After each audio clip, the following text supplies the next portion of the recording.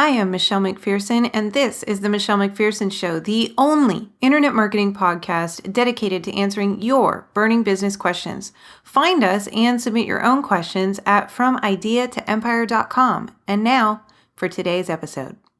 Hi, Michelle. This is Douglas McDonald. I'm leaving you this message because I just printed out the social media daily that I had used years ago, about 2009, and wanted to ask you if following those instructions would still work to get links to my website with some help in light of the Penguin updates. Does this booklet of instructions still work surrounding your linking suggestions? Let me know. Thanks. Hey, Douglas, thanks for asking. Social Media Daily, for those of you who haven't been around here since 2007, it was a PDF document that I put out about using social media for link building, specifically for SEO purposes. And back then, that was kind of a novel idea. And now it's sort of industry practice. So I was one of the first folks to talk about using social media for SEO purposes. And this was kind of the magnum opus at that time of that sort of activity. And what it did was it listed various Web 2.0 and social media type of sites out there that you could go join for free and then put a link on maybe in your profile or wherever they allowed you to do that, right? Now, is that still a relevant or important link building practice today? In many ways, yes, but in some ways, no. So let me explain to you.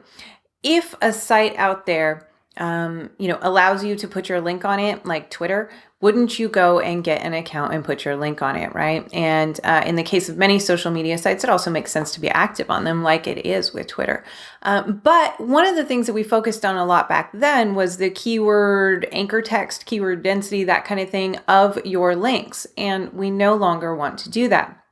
With the panda, with the penguin, the whole 9 yards that we've seen in the last year and a half in SEO, it is no longer a good idea to use the same anchor text again and again and again. And it really isn't even enough to just mix it up a little bit. Like if you did blue widgets, red widgets, black widgets, silver widgets, you still have way too many widgets out there in your anchor text if you're following. So what you would need to do is completely mix it up so that you aren't using even the same root words in your anchor text.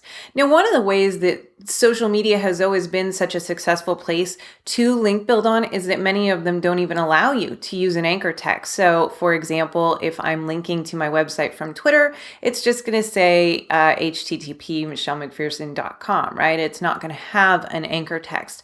Those kinds of links, great to get.